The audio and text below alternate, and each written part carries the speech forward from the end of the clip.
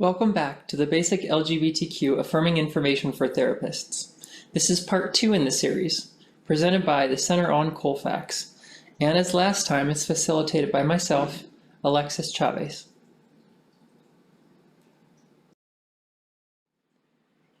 When we talk about LGBTQ competence, there are multiple layers. The language that we use, like any other, is constantly evolving.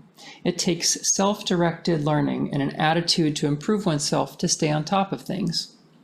It takes mental flexibility to apply to different situations. Take, for example, if I have a depressed gay patient. I have to consider whether his sexual orientation has anything to do with his current presentation.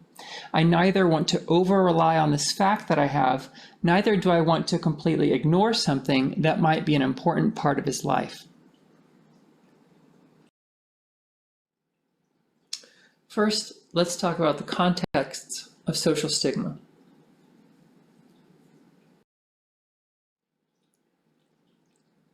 For a family of origin, family is so often a significant part of support for many people.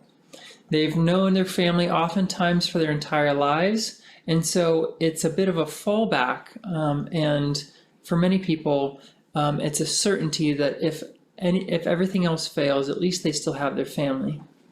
That's not always the case for everyone, particularly so for LGBTQ people. Many LGBTQ people have experienced rejection, shame, or even abuse from their family of origin. They may have been ostracized, and this leads many people to pick what they call their family of choice, people that are in their lives that are supportive no matter what, that they consider to be their family, essentially in place of the family that doesn't consider them a part anymore.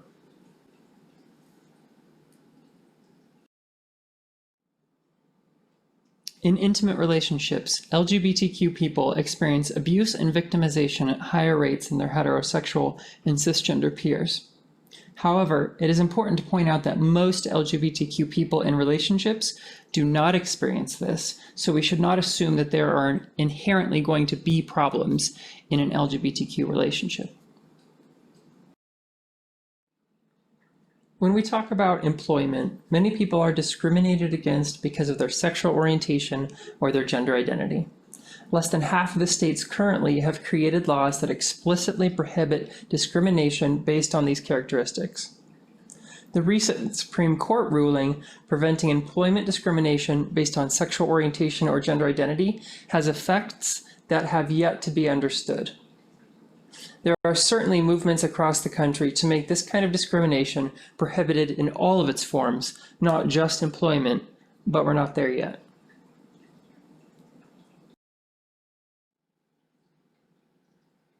In terms of religious identity, this is quite a difficult concept for a lot of LGBTQ people. Many religious LGBTQ people may have experienced a history of exclusion or shaming or refusal of acceptance from their particular religious identity. It can stick with people in very powerful and profound ways that may prevent them from seeking out religious sources of support in the future. It's extremely important for us as therapists, though, not to discount the impact that religion has in their lives. Some LGBTQ people may have found religion to be one of their primary identities, either before coming out or during or continuing after. If we assume that LGBTQ people cannot have any sort of religious fulfillment, we may be missing a large source of support.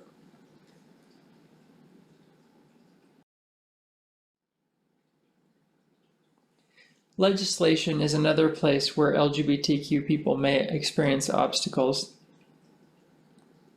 Whether it's for parental rights that have been taken away just because someone is gay or transgender, whether it's exclusion from different offices, whether marriages aren't recognized or are retroactively annulled, whether it's visitation rights, there are many different challenges that LGBTQ people experience.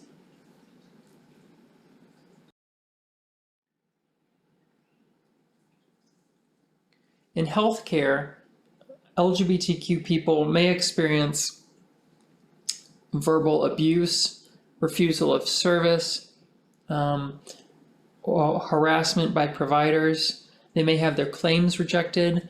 For example, many transgender people may have been denied with claims because an insurance company says that they're not the correct gender to file a specific sort of claim for a pap smear or a mammogram, let's say. Also, they may, their spouse may have difficulty visiting them in the hospital if marriages aren't recognized in that particular state, as we mentioned in the last slide. It's no wonder why many LGBTQ people delay necessary care because either they themselves or someone they know has experienced something very negative in healthcare.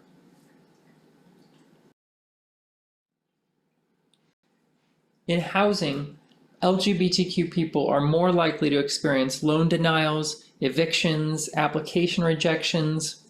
They're more likely to have to be quoted higher rates for apartments or be shown less amenities. In fact, there was a study that came out of Suffolk Law in Boston recently, maybe in the past few years, that showed how insidious these discrimination actions can be. In this study that was done, there were people that went to go look at and apply for apartments. During some of the apartments, they would say they had two groups of people, and they would alternate sometimes when people would say during the midst of their application that they were transgender. After the study, neither the participants nor the people that were showing the apartments thought that any discrimination had taken place. But when they did the analysis over all of everything that had happened, they found that indeed people who had identified themselves as transgender in the study were shown less amenities. They were quoted higher rates for the apartments, even though nobody thought any discrimination had taken place.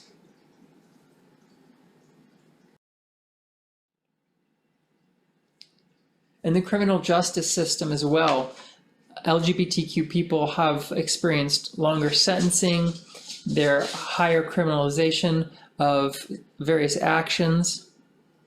For example, consensual sexual activity between homosexual men was criminalized up until recent past.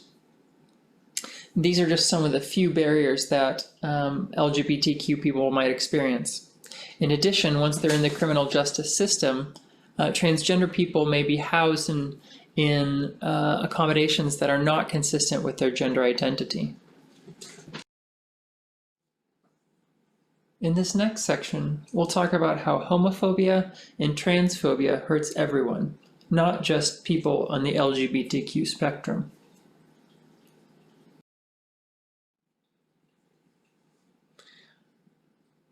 The first thing it does is that it inhibits close and intimate relationships.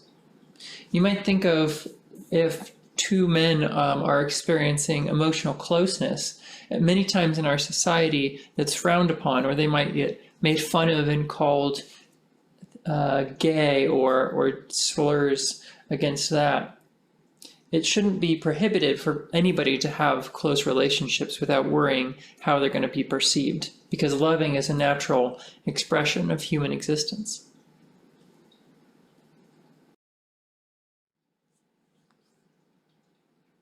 It reinforces rigid and gender-based roles. The idea that somebody is not allowed to wear makeup because they're either a man or a woman or something other.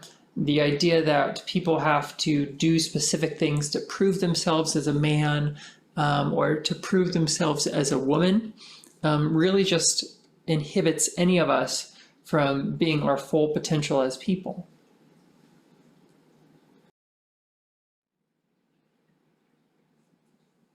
It really just compromises human integrity. If we're making fun of other people, or if we're degrading them for an aspect of themselves that's very core to themselves and that's unchangeable, then we're really not valuing them as people.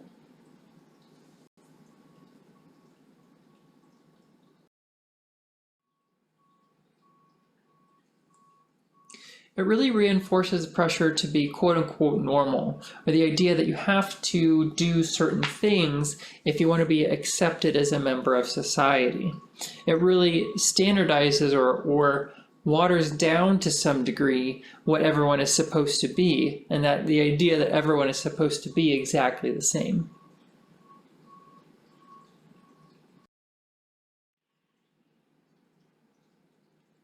Certainly affects LGBTQ individuals, and it makes them not be seen. It makes them not want to come out because of fear of ostracization, fears of rejection, fears of discrimination or harassment.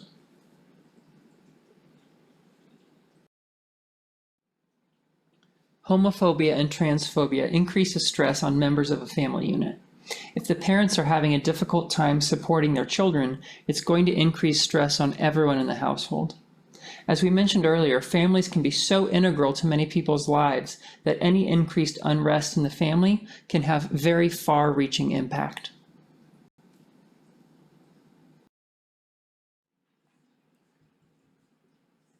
As we talked about earlier,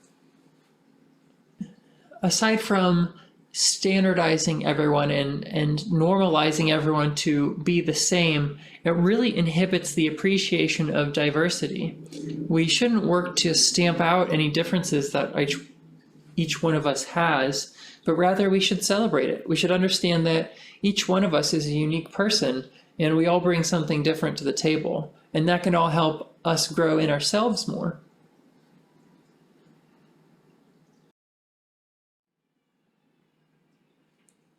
Let's give a few examples of what we might see in particular people here. Someone might be told to get out and use the right restroom, as if that there is, as if they are not currently in the right restroom, or as if they don't know what restrooms they're allowed to or supposed to be using. It's putting this unnecessary ownership of the restroom on the person that's getting angry.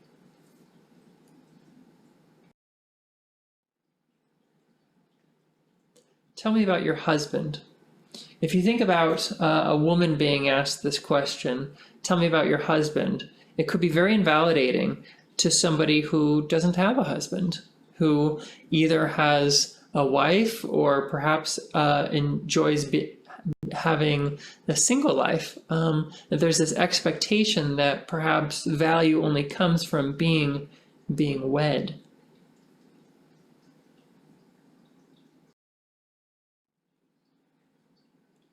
Is your name Julie or James? For example, sometimes transgender people are unable to change specific legal documents, either because of difficulty, because of price, or because of just the fact that sometimes it's not even allowed in various states. So that might mean that someone named Julie might have legal documents that still reflect a name of James, which maybe they were assigned at birth, but they don't go by.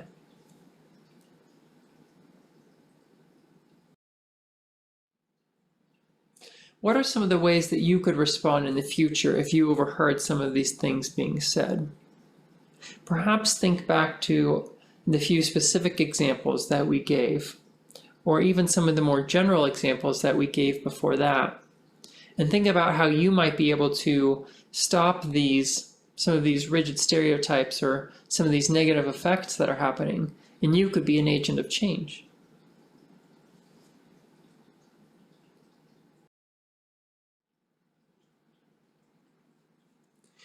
When you learn to challenge these concepts, these things that have been ingrained in us societally since the day that we were born, you're not only fighting oppression of LGBTQ groups, you're also fighting for the dignity and the expression of all people.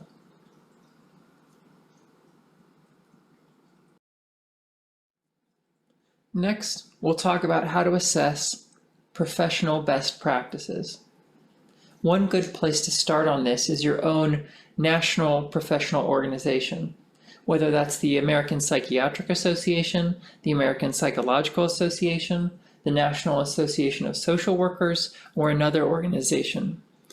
Most all of these will have their own specific guidelines on what best practices are for working with LGBTQ clients.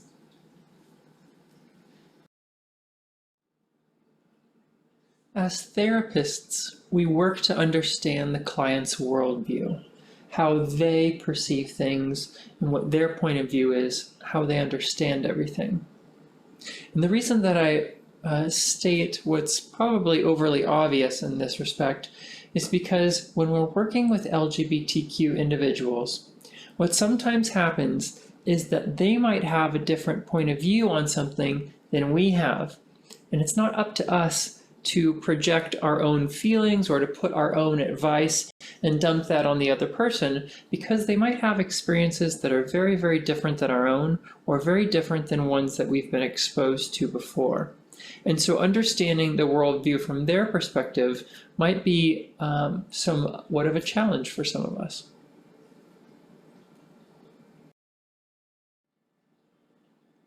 On this slide and the next slide, we'll talk about some of the key points for working with LGBTQ clients and using best practices.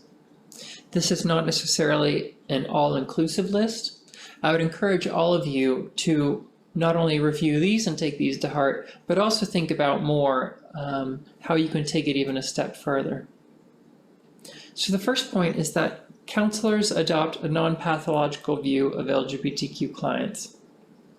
It's easy to see that if you believe that LGBTQ clients are bad, that their point of view is pathological, and that it's dangerous, that it corrupts other people, it's easy to understand that if you hold that view, you're not going to be able to provide the best client-focused care to LGBTQ people.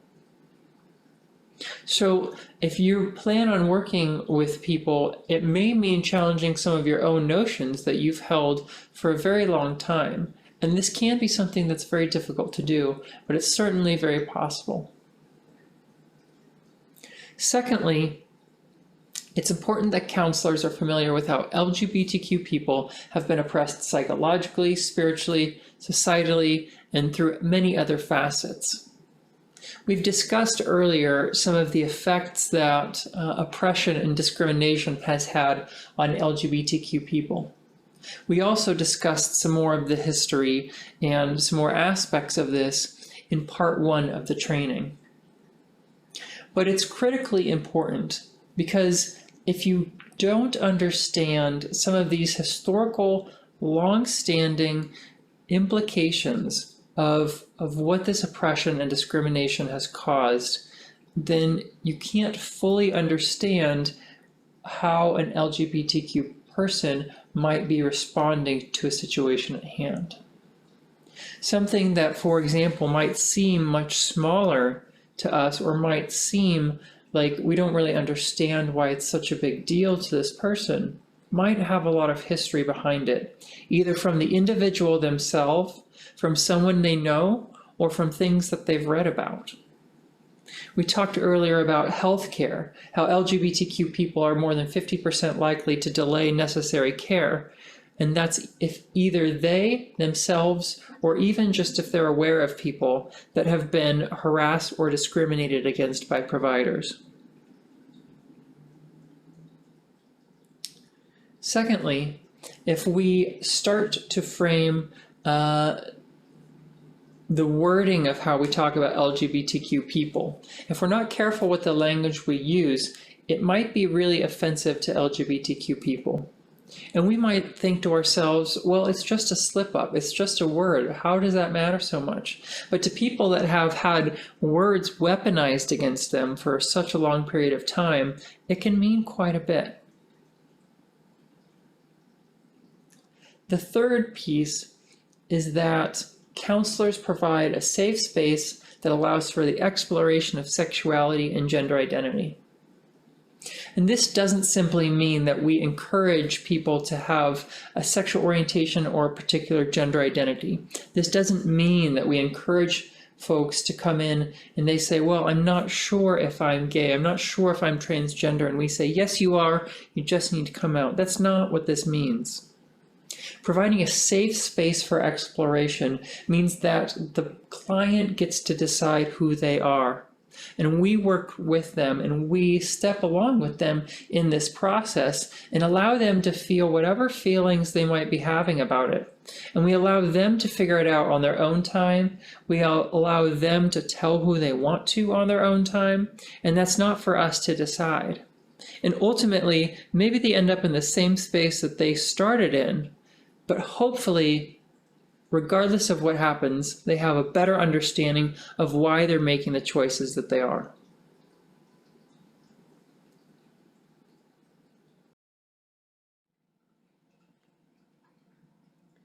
The fourth point is that counselors see clients as having equal status.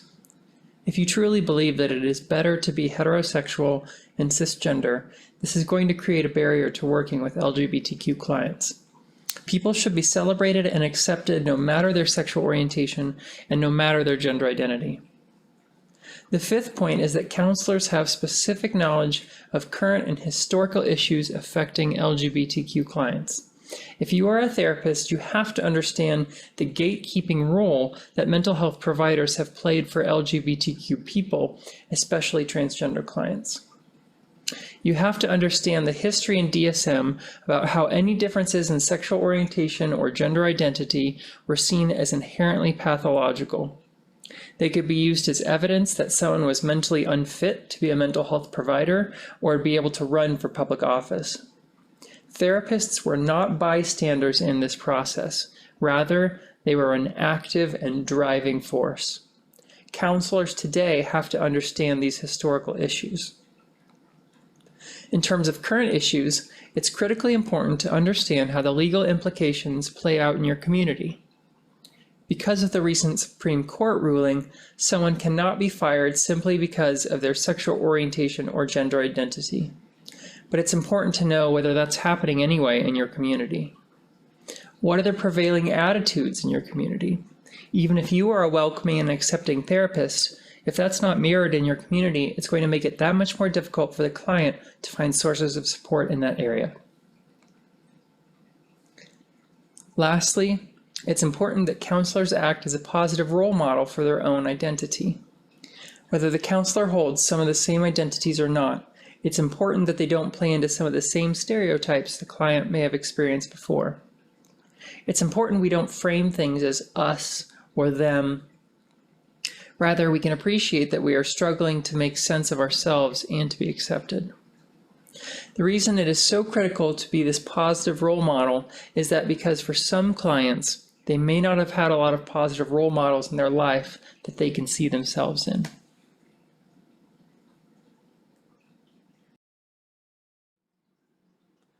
Next, we will assess the clinical environment. The environment that we practice in is just as important as the people who are practicing in it.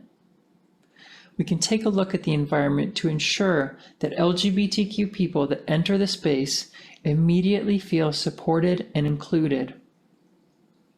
We want to ensure that conversely, LGBTQ people that enter the space are not immediately turning themselves away because of something that they have seen or something that they have not seen, because of something that they've experienced, before we really get a chance to know them and develop a profound relationship with them.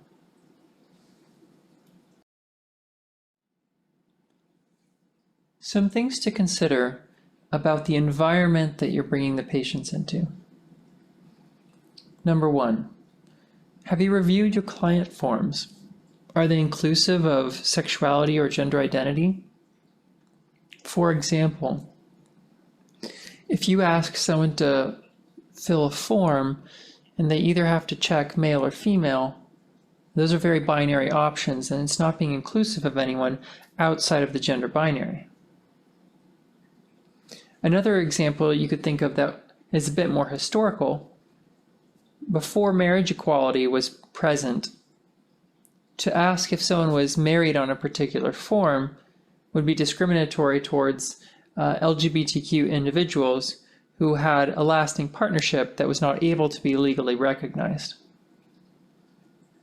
Another thing to think about on your forms is that the name or gender marker that somebody uses on their legal documentation may not be the same as the one that they go by. It may be important for you to be asking for both so that you can appropriately bill the clients while also being respectful as much as possible. Please let the clients know why you're asking some of these questions that may be fairly intrusive, such as what name is on their insurance card. Number 2, has your staff been trained in LGBTQ best practices and awareness? You might have the most excellent and the most competent LGBTQ affirming providers in the entire country.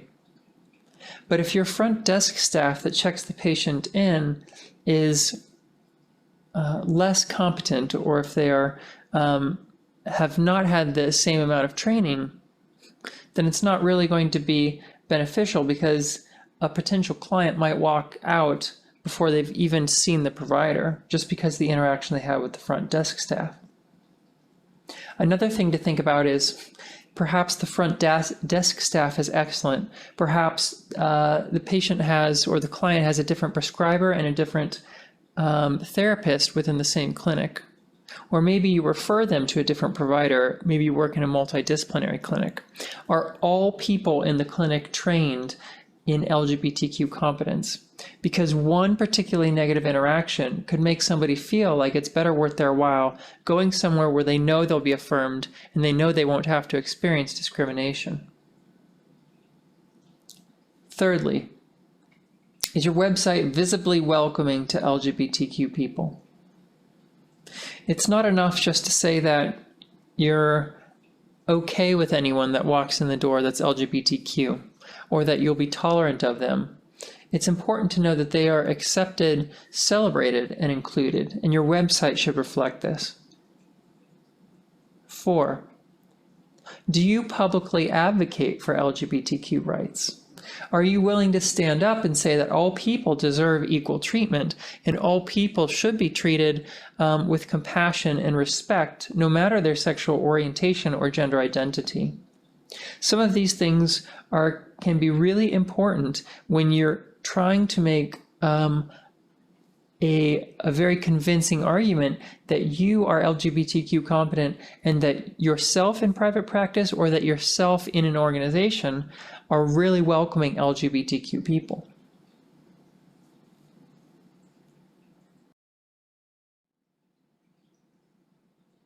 A few more things to think about. Have you created a diverse and ongoing LGBTQ advisory committee? Do you seek out and elect LGBTQ identified board members? These things are important because if you have no LGBTQ representation in advice that are giving or on your board that are helping to make the decisions that are most important for your organization, you're not going to have LGBTQ competent decisions being made.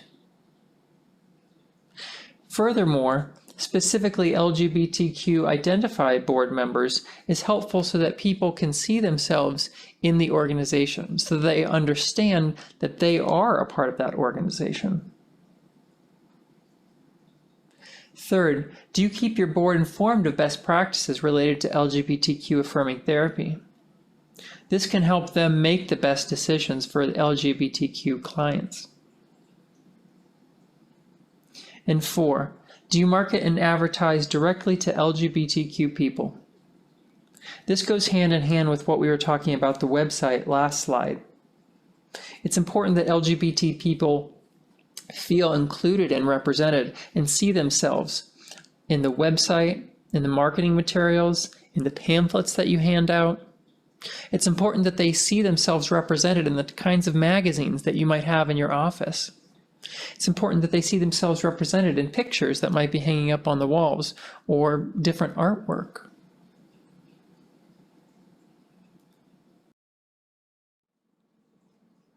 Next, we'll look at some of the ways that you can help your LGBTQ client build ways that are specific for them.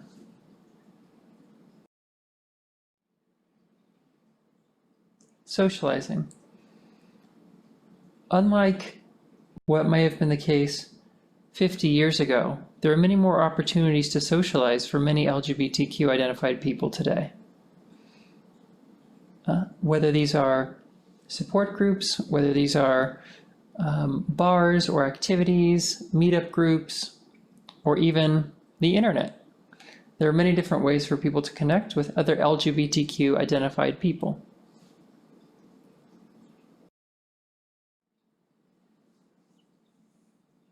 Accepting change.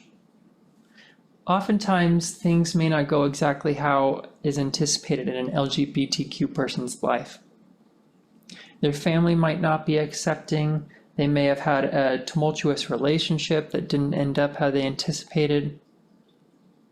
Overall, helping them to accept the change and move in a new step can be helpful. Helping them trust their instincts. Sometimes we might feel that we're so excited to help a person either come out or to talk with their parents that we might get ahead of the individual. It's always important to help them trust their own instincts and feel confident in the decisions that they're making, and help them take ownership for their own choices and what direction things go.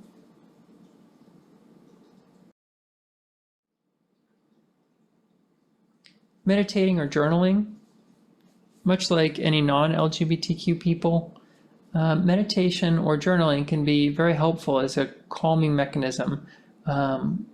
Meditation can really help center oneself, and journaling can be a nice place to express one's feelings in an environment that you don't have to feel judged for it. And setting realistic goals. Sometimes people might have the idea, I'm going to come out today and everything's going to look great tomorrow. And while that might be a realistic goal for some, in someone that's in a particularly discriminatory community who has few social supports, things might not look exactly in the way that would be ideal. And helping them set realistic goals one step at a time can help set them up for success. Next, we'll talk about some clinical skills that are important when working with LGBTQ individuals. Feel free to come up with some of your own clinical skills that you think are important, or build on the ones that we provide here.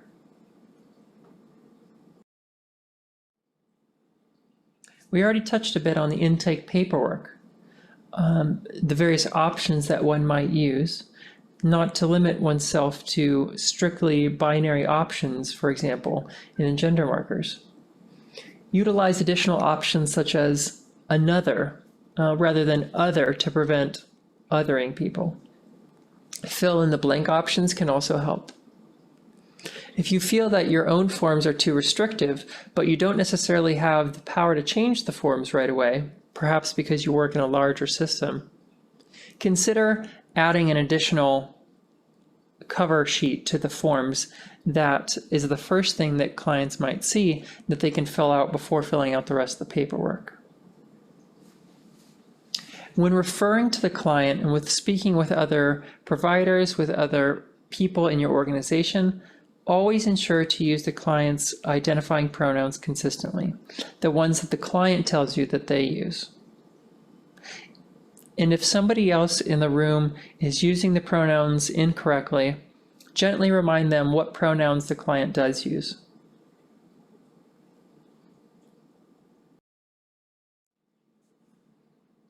Sexual orientation and gender identity are a couple layers of many, many layers that make up a person. Keep in mind that LGBTQ individuals will come to therapy for all the same reasons that non-LGBTQ individuals will as well. Breakups, the death of a parent, general uncertainty in life, these are all things that might bring a person to therapy. When you're talking with your client, don't assume that their sexual orientation or their gender identity is specifically the reason that they're coming to see you. Sometimes the person will tell you point blank that it's not, and sometimes they're not really certain, and you have to help them sort that out. It's also not uncommon for depending on how long you see the client, for issues of sexual orientation or gender identity to perhaps come up at various more relevant times.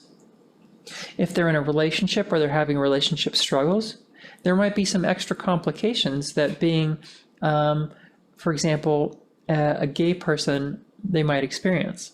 Perhaps they're not specifically out about their sexual orientation, and so they have this hidden quality to their relationship that they can't talk to other people about the hardships they're having, because then they would have to out themselves.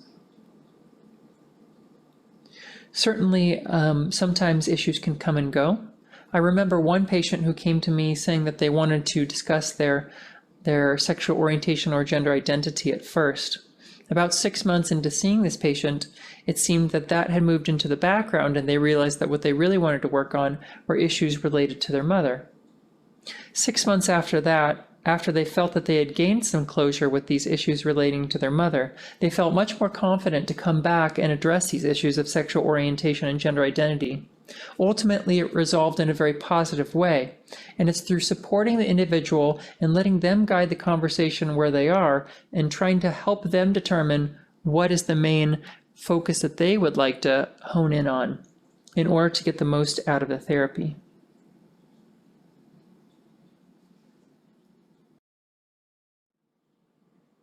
Some questions that might help you better understand their sexual orientation or gender identity is to specifically ask about it.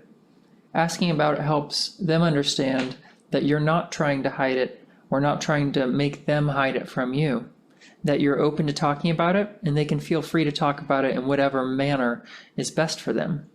It doesn't have to be the main topic of conversation, but you're willing to incorporate it into whatever else is happening.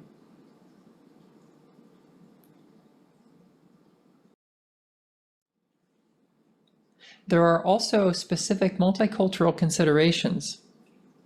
In the last video, we talked about the minority stress model and how that applies to LGBTQ individuals. It's still important to keep in mind that there is an intersectionality when people have multiple minority statuses. If you have a person that has a minority status of sexual orientation and gender identity, that's going to compound the stresses that they might experience. If you further include a minority status of race and/or ethnicity, it's going to present more opportunities for them to experience discrimination, ostracization, or prejudice.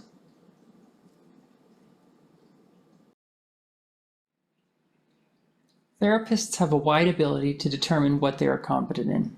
They can deal with a wide variety of patients without necessarily having special training in every particular area. That being said, there are certain areas where it will be beneficial for a provider to have advanced training, and if they don't have this, to consider referring a patient to someone who does. Let's look through a few examples.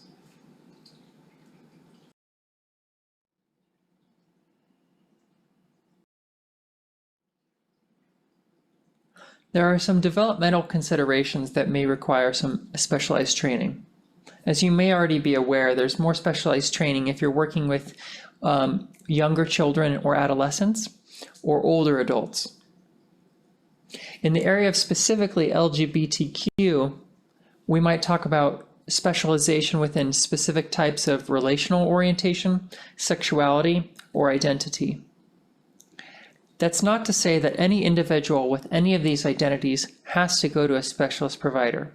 On the contrary, if you have a good relationship with your client, if you've been working with them for a while and they bring something up, there's a good chance that you might be able to work through it with them using the existing relationship you already have. However, if you think about the client's best interests, there might be some areas in which you just don't have the knowledge base or the expertise to be able to really work through this issue with them or this topic. In those cases, you might consider if there's the ability to refer them to an outside provider, or what the feasibility of that might look like. If there are no other outside providers, or if it just doesn't make sense for the client's particular situation, you should, at the very minimum, consider getting a consultation with someone that does have the requisite expertise in this area.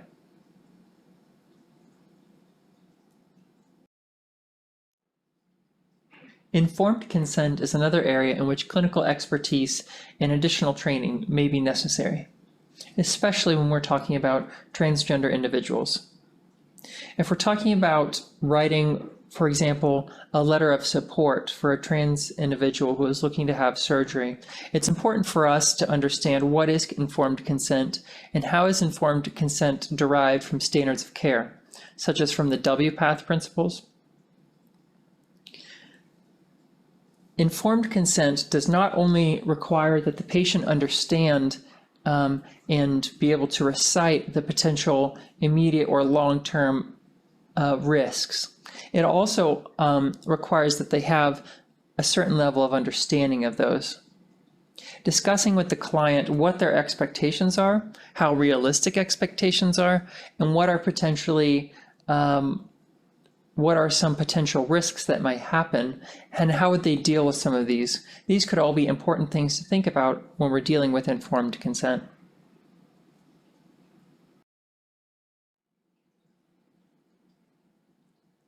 Let's dive a little bit more into the historical trauma that LGBTQ people have experienced.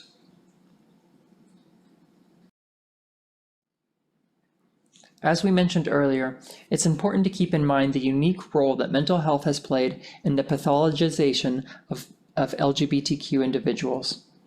The earliest DSMs had homosexuality as a diagnosis, with later ones adding gender identity as well as a pathological diagnosis.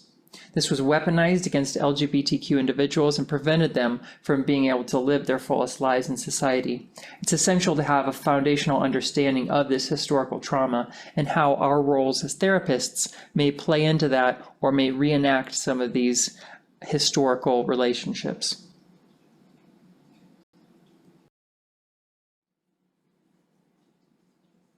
Here are some examples of historical trauma in an individual person.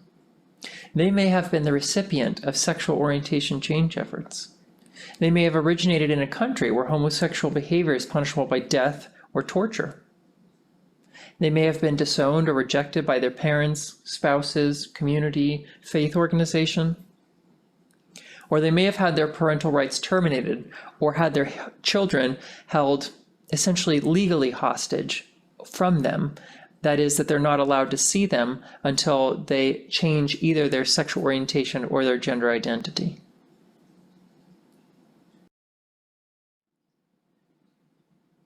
That concludes today's video. Thanks for watching.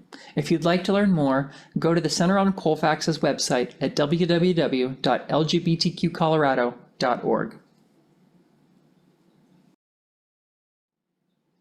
You can also check out these national resources.